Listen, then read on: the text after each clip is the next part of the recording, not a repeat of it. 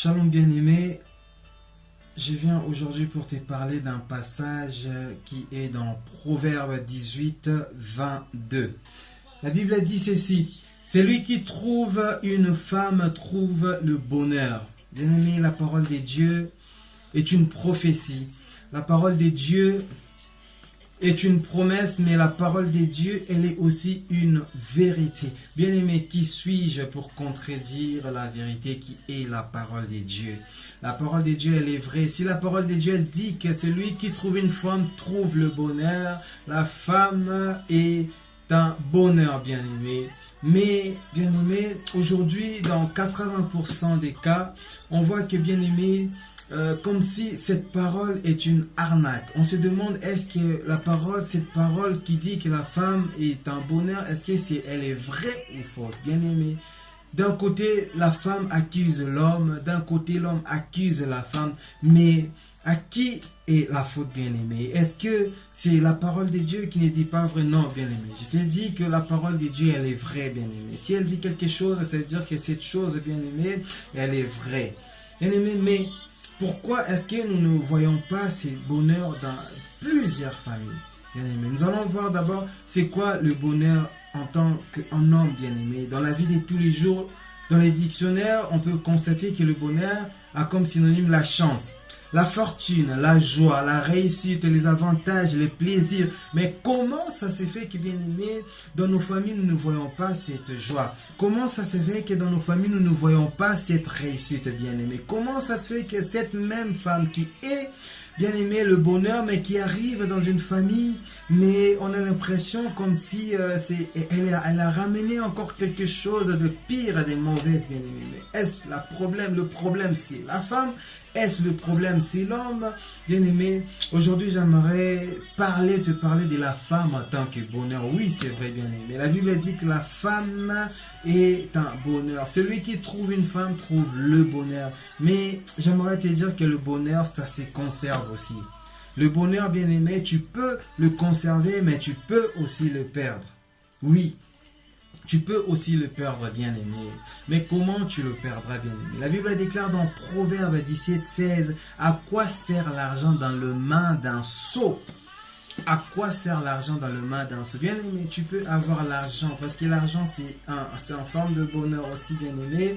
Parce que, vous savez, le bonheur c'est tout ce qui peut te rendre heureux, c'est tout ce qui c'est-à-dire te mettre dans une situation, dans une condition où tu es à l'aise, tu peux faire ce que tu veux, tu peux aller où tu veux, tu peux te sentir bien dans tout ce que tu veux, bien aimé. Mais tu peux donner cet argent à quelqu'un qui sait gérer, tu donnes cet argent à quelqu'un qui ne sait pas gérer, bien aimé. La personne qui est immature, bien aimé, ne fera rien avec cet argent. Dans peu de temps, cet argent va disparaître. Aujourd'hui, bien aimé, j'allais te parler de la femme comme bonheur. Bien aimé, le bonheur ne se dépose pas dans le main de n'importe qui. Bien aimé, dans la Bible, vous allez voir que l'héritage, on ne le donne pas à un enfant. Bien aimé, celui qui est encore immature, celui qu'on appelle peut-être mineur, ne peut pas toucher comme ici en France l'héritage, bien aimé, parce qu'il n'a pas encore l'âge de réfléchir, de gérer tout son héritage. Voilà pourquoi on attend que la personne arrive à maturité afin qu'on lui donne cet héritage. Bien aimé, le bonheur, on ne le donne pas à n'importe qui. La femme qui est bonheur, tu ne peux pas le donner à n'importe qui, bien aimé. Maman, tu ne peux pas donner ta fille à n'importe qui. Jeune sœur, tu es le bonheur que la Bible déclare. Tu ne peux pas te déposer entre les mains de n'importe qui. Pourquoi? Parce que la Bible déclare que c'est aussi une grâce qu'il reçoit de la part de Dieu.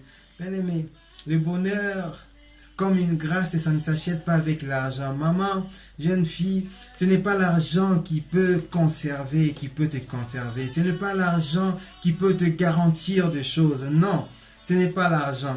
Un jour, Pierre et Jean allaient dans le temple, ils ont rencontré un homme, il leur a demandé de l'argent. Ils ont dit, mais nous n'avons ni or ni argent, mais ce que nous avons, lève-toi et marche au nom de Jésus. Pierre et Jean n'avaient pas d'argent, maman, sœur. Ils n'avaient pas d'argent, mais ils avaient quelque chose d'important dans leur intérieur. Et vous savez, la Bible déclare qu'en l'homme, ce n'est pas l'extérieur, mais c'est l'intérieur, bien aimé. Ce n'est pas ce que nous voyons, ce n'est pas ce qui frappe aux yeux. Voilà pourquoi aujourd'hui il y a des situations malheureuses. Il y a des femmes qui ont fait des mauvais choix, il y a des séparations, il y a beaucoup de choses, bien aimés, qui ne font pas bien à voir, bien aimé, à cause de ces choses de couple, bien aimé, parce qu'on s'est laissé dans le main des personnes qui ne savent pas gérer. Bien aimé, le bonheur, on ne le laisse pas dans le main de n'importe qui, ni dans le main des immatures, bien aimé. On donne le bonheur à quelqu'un qui sait gérer, à quelqu'un qui est mature, à quelqu'un qui a un intérieur rempli, à quelqu'un qui a un intérieur fort, à quelqu'un qui a Jésus en lui en intérieur, à quelqu'un qui saura prendre soin du bonheur qu'on dépose entre ses mains, bien-aimé. J'aimerais juste t'exhorter à réfléchir, même toi qui n'as pas encore fait le choix, même toi qui ne sais pas encore où aller, Dieu est là encore pour te guider. Laisse-toi entre les mains de Dieu et ne te laisse pas dans les mains de n'importe qui, parce que si tu es vraiment le bonheur que la Bible déclare et que tu te laisses dans les mains de personnes qui ne savent pas gérer cette bonheur ne se conservera pas et il se perdra.